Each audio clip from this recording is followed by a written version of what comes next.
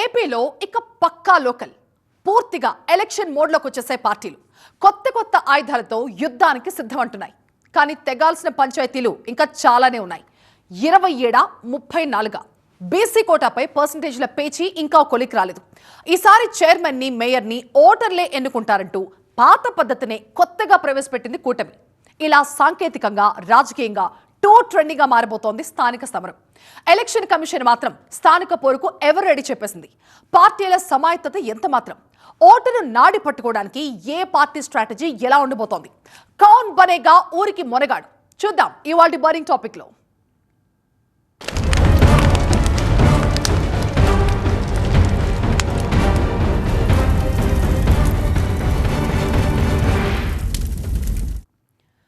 మంగళవారం వెలగపూడి సచివాలయంలో 4 గంటల పాటు సుదీర్ఘంగా జరిగింది ఏపీ కేబినెట్ మీటింగ్. ఇందులో అత్యంత ఆసక్తికరం ఏంటంటే పొలిటికల్ అండ్ పాపులర్ కాంటెంట్ ఎక్కువగా ఉండటం.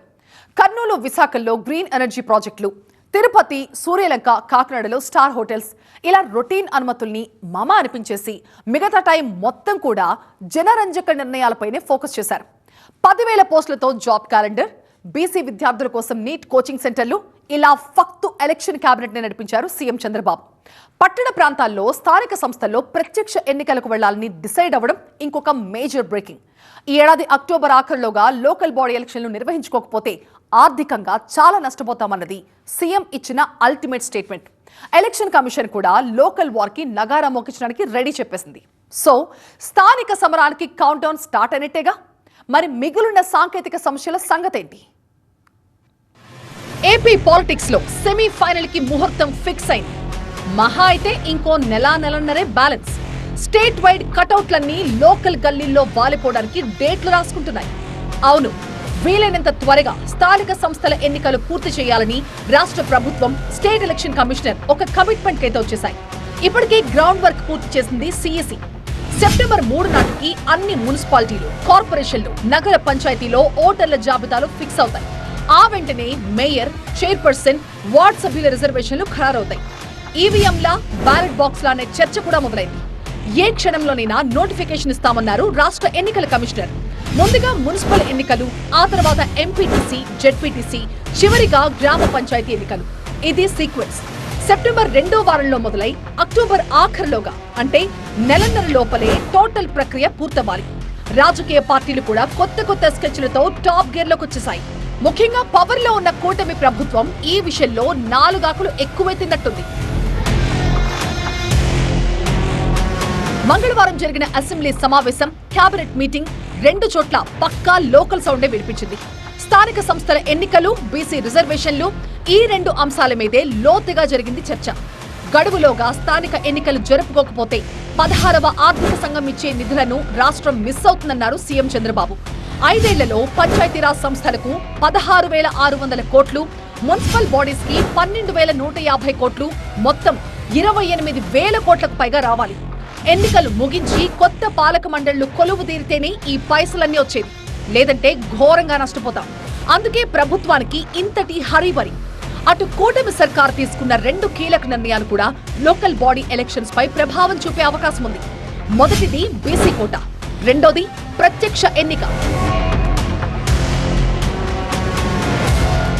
బీసీలకు 34% రిజర్వేషన్లు ఇస్తామని మేనిఫెస్టోలో పెట్టిన కూటమి ఆ ప్రామిస్ ని స్థానిక సంస్థల ఎన్నికల టైంలో నిలబెట్టుకోవాలని డిసైడ్ అయింది. బీసీలకి రూరల్ పంచాయతీల్లో 34%, మున్సిపాలిటీలో 33% కోటా ఇవ్వాలని నిర్ణయించింది మంత్రివర్గం. కానీ వీటి అమలులో సాంకేతిక ఇబ్బందులున్నాయి. మొత్తం రిజర్వేషన్లను 50% మించకూడదన్న సీలింగ్ ఉంది కనుక 27%కి మించి బీసీలకు సీట్లు రిజర్వ్ చేసే అవకాశం లేదు. కూటమి ప్రభుత్వం తీర్మానించినట్లు 34% ఇస్తే న్యాయపరమైన సవాళ్లు తప్పవు. అందుకే వాట్ టు డూ అని లీగల్ ఎక్స్పర్ట్స్ తో వరుస భేటీలవుతున్నారు సీఎం చంద్రబాబు. పైగా బీసీ రిజర్వేషన్లపై ఏర్పాటైన డెడికేటెడ్ కమిషన్ రిపోర్ట్ పెండింగ్ లో ఉండగానే కోటాపై నిర్ణయం తీసుకుంది కూటమి ప్రభుత్వం. ఒకవేళ చట్టబద్ధంగా కుదరకపోతే పార్టీ పరంగానే బీసీలకి 34% సీట్లు ఇవ్వాలని కూడా సూత్రప్రాయంగా ఒక మాట మీదకొచ్చాయి కూటమి పార్టీలు. దీనికి సంబంధించి పంచాయతీరాజ్ చట్టంలోని వెసులుబాట్లను పరిశీలిస్తోంది కూడా. రిజర్వేషన్లు 50% దాటకూడదన్న సుప్రీంకోర్టు గైడ్ లైన్స్ ని పక్కకు పెట్టి బీసీ కోటాని 34%గా ఎలా డిసైడ్ చేస్తారు? ఇది బీసీలను మోసపుచ్చే ప్రయత్నమే కదా అని కూటమిని కార్నర్ చేస్తోంది వైసీపీ. జనాభాలో 52% ఉన్న బీసీలకు 34% రిజర్వేషన్లు ఇస్తామనడమేంటన్న లాజిక్లు కూడా వినిపిస్తున్నాయి. మనం డిమాండ్ చేయాల్సింది ఒకటే, గ్రామాన చర్చించాల్సింది ఒకటే, 34% రిజర్వేషన్స్ అని చెప్పిన మీరు 52% ఉన్న బీసీలు ఇవాళ మీరు ఏదైతే జాతీయ స్థాయిలో ఇన్ఫ్లుయెన్స్ ఉందో మీరు ఆ రిజర్వేషన్స్ని లాస్ట్లో ఒక కాలం పెట్టి కాకపోతే పార్టీ పరంగా ఇస్తానంటే మీరిచ్చేది ఏంటండి? బీసీ కోటా విషయంలో టీడీపీ వర్సెస్ వైసీపీ ఒక పాత తగాదా కూడా ఉంది. గతంలో కూడా టీడీపీ హయాంలో బీసీలకి 34% రిజర్వేషన్లు ఇవ్వాలని తీర్మానం చేస్తే వైసీపీ దాన్ని 24%కి కుదించింది అన్నది టీడీపీ చేస్తున్న ఆరోపణ. ఈయన కేసులున్నాయి 20 ఏళ్లుగా, దగ్గర 15 సంవత్సరాలు. కింది కోర్టుకి పై కోర్టుకి లా తెలియని వ్యక్తి కాదు, లిటిగేషన్ తెలియని వ్యక్తి కాదు. కానీ బీసీలకు ద్రోహం చేయడంలో మాత్రం నెంబర్ 1 అని మరొక్కసారి ఈ రోజు మీకు తెలియజేస్తున్నాను అధ్యక్ష. కనీసం ఆలోచించకుండా, సుప్రీంకోర్టుకు పోకుండా బీసీలకు ద్రోహం చేసిన వ్యక్తి ఆనాటి పేరు కూడా నేను చెప్పను, ఎలాంటి వ్యక్తి అని చెప్పి కూడా నేను మీకు తెలియజేసుకుంటున్నాను. వైసీపీ కూడా బీసీ వర్గాల్ని ప్రసన్నం చేసుకునేలా సాలిడ్ గా ఒక నిర్ణయం తీసుకోబోతున్నట్లు సంకేతాలిచ్చింది. మొత్తానికి జై హో బీసీ నినాదంతో బ్యాక్వర్డ్ క్లాసెస్ ని ఫార్వర్డ్ లోకి తీసుకొచ్చి స్థానిక సమరంలో అడ్వాంటేజ్ పొందాలని తాపత్రయపడుతున్నాయి పార్టీలు. ఎవ్వరూ కోర్టుకు వెళ్లనంత వరకు అంతా ఓకే. కానీ డైరెక్ట్ గానో ఇండైరెక్ట్ గానో పార్టీల ప్రమేయంతోనో ఇండివిజువల్ గానో పిటిషన్లు అయితే పడతాయి. ఇదైతే పక్కా. వీటిని గనక కోర్టులు సీరియస్ గా తీసుకుంటే బీసీ కోట మళ్లీ వెనక్కొచ్చేయడం గ్యారంటీ. ఎందుకంటే 2020 స్థానిక సంస్థల ఎన్నికలకి ముందు జగన్ ప్రభుత్వం కూడా బీసీలకి 34% సీట్లు ఇస్తామంటూ జియో తీసుకొస్తే హైకోర్టులో పిటిషన్లు పడి సీన్ రివర్స్ అయింది. పైగా 50% సీలింగ్ పై సుప్రీంకోర్టు కూడా గతంలో క్లియర్ కట్ గా తీర్పునిచ్చింది. 50%కి మించి కోటానిచ్చిన మహారాష్ట్ర, తమిళనాడు ప్రభుత్వాలు కూడా సుప్రీంకోర్టు నో చెప్పడంతో పిచ్చేముడ్ కొట్టక తప్పలేదు. ఏపీలో కూటమి సర్కార్ కూడా ఇలాగే ఎడమ కన్ను అదురుతూనే ఉంది. అందుకే ఎందుకైనా మంచిదనుకుని పార్టీ పరంగా బీసీ కోటా అంటూ ప్లాన్ బిని రెడీగా ఉంచుకుంది. వైసీపీ కూడా బీసీలకి 34% సీట్లు రిజర్వ్ చేయడానికి నైతికంగా సిద్ధమైంది. ఈ విధంగా వైసీపీ కూటమి ట్రాప్ లో పడ్డట్టేగా. కాకపోతే బీసీ ఓటర్లను ప్రసన్నం చేసుకోవడానికి మిగతా మార్గాలను కూడా చాలా సీరియస్ గా వెతుకుతోంది విపక్షం. ఎట్టి పరిస్థితుల్లోనూ రిజర్వేషన్లు 50%కి మించకూడదు. రాజ్యాంగంలోని ఆర్టికల్ 15లోని 4-5 క్లాజెస్ లో రిజర్వేషన్లకి సంబంధించి క్లియర్ కట్ గా ఒక డైరెక్షన్ అయితే ఉంది. 27% బీసీలు, 15% ఎస్సీలు, 6% ఎస్టీలు, మొత్తం కలిపితే 48%. మహా అయితే మరో 2% బీసీ కోటా పెంచుకునే వెసులుబాటైతే ఉంది. కానీ కూటమి సర్కార్ చెప్తున్న 34% బీసీ కోటాతో టోటల్ రిజర్వేషన్ 55%కి చేరుతుంది. సో టెక్నికల్ గా ఇది అసాధ్యం. కానీ 34% బీసీ కోటా ఒక్కసారి ఫెయిల్ అయినా రెండోసారి ప్రయత్నిస్తున్నారంటే ఏంటర్థం? చంద్రబాబు దగ్గర ఏదైనా మంత్రం ఉండొచ్చా అనే పాజిటివ్ వైబ్స్ కూడా కూటమిలో ఉన్నాయి. 1994 నాటి ఏపీ పంచాయతీరాజ్ చట్టంలో రిజర్వేషన్లపై ఉండే అనుకూలత ఏంటి అని లోతుగా పరిశీలిస్తోంది టీడీపీ లీగల్ సెల్. పైగా బీసీలకు న్యాయం జరిగేదాకా అండగా ఉంటాం, కోర్టుల్లో ఎవరైనా పిటిషన్లు వేస్తే గట్టిగా పోరాడతామని మాటిస్తోంది ప్రభుత్వం. బీసీ నేతలంతా థ్యాంక్ యూ సీఎం అంటూ సీఎం చంద్రబాబును కలిసి తమ హ్యాపీ మూమెంట్స్ ని షేర్ చేసుకున్నారు. కూటమి ప్రభుత్వం తీసుకున్న మరో సంచలన నిర్ణయం పట్టణ ప్రాంతాల్లో స్థానిక సంస్థల్లో ప్రత్యక్ష ఎన్నికలకు వెళ్లడం. అంటే నగర పంచాయతీల్లోని మేయర్, చైర్మన్ల ఎన్నిక ఇకపై ప్రత్యక్ష పద్ధతిలో జరుగుతుంది. ప్రతి మున్సిపల్ ఓటర్ కి 2 ఓట్లుంటాయి. ఒకటి వార్డ్ మెంబర్ని ఎన్నుకోవడానికి, రెండోది చైర్మన్ ను, మేయర్ ను ఎన్నుకోవడానికి. ఒక్క డిప్యూటీ మేయర్ ని మాత్రమే పాత పద్ధతిలో సభ్యులే ఎన్నుకుంటారు. ఇందుకోసం మున్సిపల్ చట్టాన్ని సవరించాల్సి ఉంది. అందుకే అమెండ్మెంట్స్ కి మంగళవారం నాటి కేబినెట్ మీటింగ్ ఆమోదం తెలిపింది.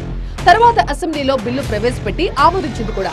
సో ప్రత్యక్ష ఎన్నికల విధానానికి సంబంధించి ఎలక్షన్ కమిషన్ కి గ్రీన్ సిగ్నల్ దొరికినట్టే. ఈ యొక్క అమెండ్మెంట్ లో మళ్ళా డైరెక్ట్ గా ఎలక్షన్స్ పెట్టేందుకు దానికోసం యాక్చువల్ ప్రపోజ్ పెట్టాం అధ్యక్ష. ఈ డైరెక్ట్ ఎలక్షన్స్ పెట్టడంలో అనేక లాభాలు ఉన్నాయనే దాంతో చేయడం జరిగింది. ముఖ్యంగా స్ట్రాంగ్ పబ్లిక్ మ్యాండేట్ ఉంటుందని, డైరెక్ట్ మేయర్ అయినా డైరెక్ట్ చైర్పర్సన్ అయినా. అదేవిధంగా గ్రేటర్ అకౌంటబిలిటీ ఉంటుందని, అదేవిధంగా మేయర్ కానీ చైర్పర్సన్ కానీ ఎలక్షన్ కౌన్సిలర్స్ అదేవిధంగా కార్పొరేటర్స్ సెలెక్ట్ చేసుకోరు కాబట్టి డైరెక్ట్ ఎలక్షన్ కాబట్టి వాళ్ళ ఇన్ఫ్లుయెన్స్ ఉండదనేది మెయిన్ అధ్యక్ష. గతంలో మున్సిపల్ బాడీస్ కి 1986 వరకు పరోక్ష ఎన్నికలు జరిగాయి. తర్వాత నుంచి 2005 వరకు ప్రత్యక్ష ఎన్నిక అమల్లోకి వచ్చింది. కానీ 2005లో అప్పటి ప్రభుత్వం మున్సిపల్ ఎన్నికలు పరోక్ష పద్ధతిలోనే నిర్వహించేలాగా చట్టం తీసుకొచ్చింది. ఎన్నికైన కార్పొరేటర్లు వారిలో ఒకరిని మేయర్గా, కౌన్సిలర్లు ఒకరిని మున్సిపల్ చైర్మన్ గా ఎన్నుకోవడం మొదలైంది.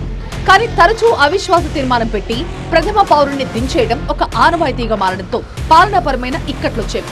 పైగా పరోక్ష ఎన్నికపై అభ్యంతరాలు వ్యక్తం చేస్తూ, సాంకేతిక ఇబ్బందుల్ని ప్రస్తావిస్తూ ప్రత్యక్ష ఎన్నికే కరెక్ట్ అంటూ నీతి ఆయోగ్ రాష్ట్రాలకి రిపోర్ట్ చేసింది. అందుకే 21 ఏళ్ల తర్వాత కూటమి ప్రభుత్వం డైరెక్ట్ ఎన్నికని మళ్లీ కొత్త తరానికి పరిచయం చేస్తోంది.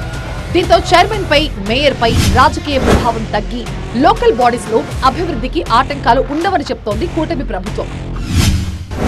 తర్వాత ఒక సంచలన నిర్ణయం అన్నట్టు చెప్తా ఉన్నారు. డైరెక్ట్ మేయరు, డైరెక్ట్ చైర్మన్, ఇది సంచలన నిర్ణయం కాదు.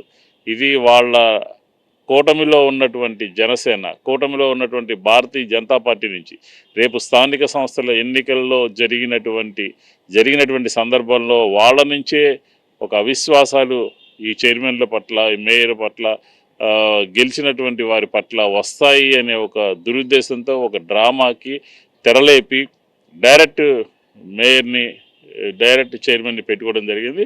ఇది చంద్రబాబు నాయుడు గారు తెలుగుదేశం యొక్క కుట్ర అని చెప్పి ఈ సందర్భంగా చెప్తాను. స్థానిక ఓట్ల కోసం కొట్టుకోవడానికి ఆ ఆయుధాలు కూడా రెడీగానే ఉన్నాయి. DSC versus group 1, Amaravati versus మావిగన్, ఇలా 6-7 నెలలుగా రగులుతున్న అంశాలే అయినా కష్టపడి ఇప్పటిదాకా లైవ్ లోనే ఉంచుకున్నాయి అధికార ప్రతిపక్షాలు. పల్లె ఓటుని, పుర ఓటుని కూడా ఈ అంశాలతో క్యాప్చర్ చేయాలని ప్లాన్లేస్తున్నాయి. అటు చంద్రబాబు, జగన్, పవన్ కళ్యాణ్, నితిన్ నబీన్ ఇలా పార్టీ అధినేతలే గ్రౌండ్ లోకి దిగి క్యాడర్ ని తెగదువ్వేస్తున్నారు. దీన్ని బట్టి అర్థమవుతోంది లోకల్ వార్ ఎంత వేడిగా ఉండబోతోందో. రాబోయే 2 నెలలు ఏపీలో ఓట్ల పండుగ ఏ రేంజ్ లో ఉండబోతోందో. మున్సిపల్ ఎన్నికలు, ఉప ఎన్నికలు జరిగిన ప్రతిసారి అధికారంలో ఉన్న పార్టీలదే పూర్తి హవా. కారణం ఏదైనా చైర్మన్, మేయర్ సీట్లు రూలింగ్ పార్టీల ఖాతాల్లోనే పడతాయి. ఇటీవల జరిగిన కార్పొరేషన్లు, మున్సిపాలిటీల ఎన్నికల్లో టీడీపీ, జనసేన 90% పైగా విజయాలు నమోదు చేసుకుని వార్ వన్ సైడ్ అయింది. ఈసారి కూడా ఇదే ట్రెండ్ రిపీట్ అవుతుందా అన్న భయం పట్టుకుంది అపోజిషన్ పార్టీకి. అందుకే ఎత్తుకి పై ఎత్తులు సిద్ధం చేసుకుంది.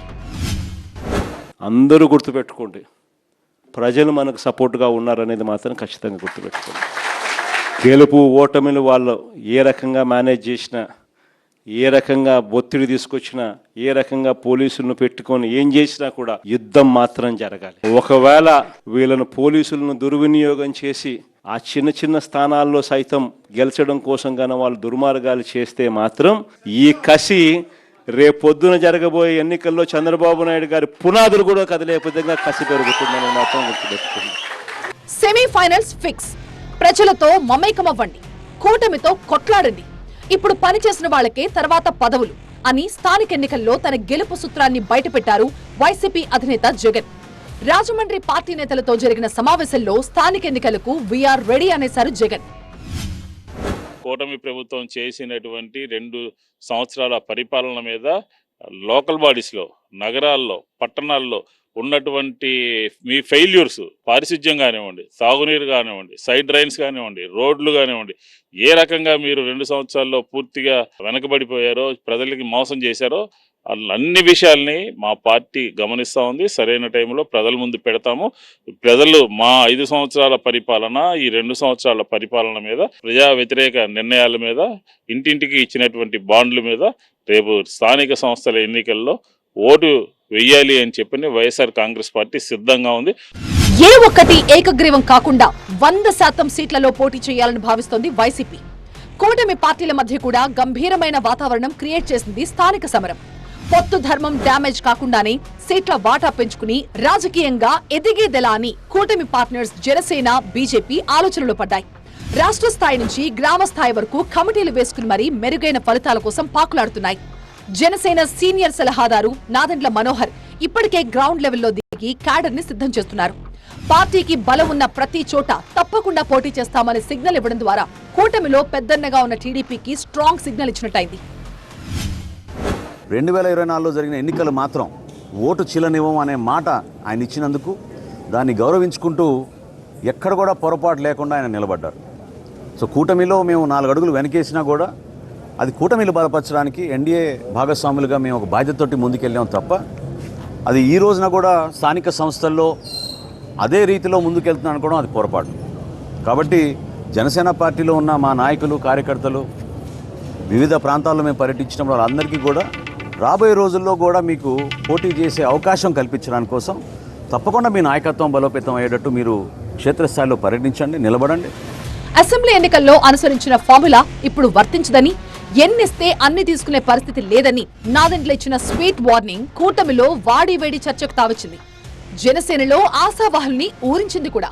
ఇటు బీజేపీ కూడా స్థానిక పోరుపై గట్టిగానే ఫోకస్ చేసింది. పార్టీని గ్రామ స్థాయిలో బలోపేతం చేయడానికి వ్యూహ రచన కోసం ప్రత్యేక కమిటీనే వేశారు రాష్ట్ర బీజేపీ చీఫ్ మాధవ్.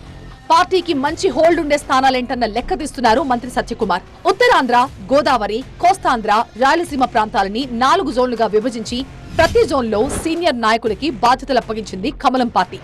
జనసేన అధినేత పవన్ కళ్యాణ్ తో బీజేపీ జాతీయ సంయుక్త ప్రధాన కార్యదర్శి శివప్రకాష్, ఏపీ చీఫ్ మాధవ్ భేటీ కావడం కూడా ఆసక్తికరంగా మారింది.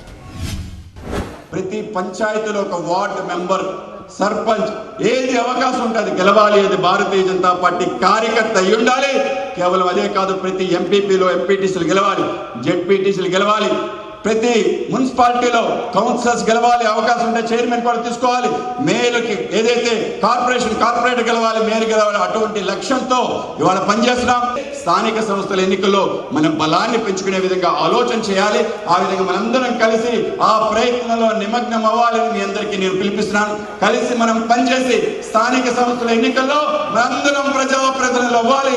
ఇటువంటి పెద్ద సభ, ప్రజాప్రతినిధుల సర్ప తప్పనిసరిగా త్వరలో నిర్వహించుకుంటాం. కూటమి పార్టీల మధ్య సీట్ల ఖరారుపై ప్రాథమికంగా ఒక అంచనాకైతే వచ్చేశాయి.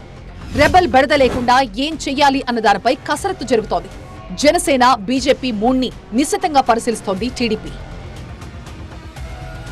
మున్సిపల్ పోరుకి ఫార్మల్ గా గ్రీన్ సిగ్నల్ కూడా వచ్చేసింది. ఇప్పటికే పదవీ కాలం పూర్తయిన 87 మున్సిపాలిటీలు, నవంబర్లో గడువు పూర్తయ్యే మరో 13 మున్సిపాలిటీలు, మొత్తం కలిపి 100 అర్బన్ లోకల్ బాడీస్ కి ముందుగా ఎన్నికలు జరగబోతున్నాయి. ఏర్పాట్లు చేసుకోవాలని సంబంధిత అధికారులకి ఆదేశాలిచ్చింది ఎస్ఈసీ. కోర్టు కేసుల కారణంగా ఆగిపోయిన 23 పురపాలక సంఘాలు మినహా అన్ని పట్టణాల్లో నగారా మోగినట్టే. సెమీఫైనల్ షురూ అయినట్టే. ఇక పార్టీల ఓట్ల వేటే మిగిలింది. ఇది వాళ్ళ బర్నింగ్ టాపిక్. చూస్తూనే ఉండండి టీవీ9.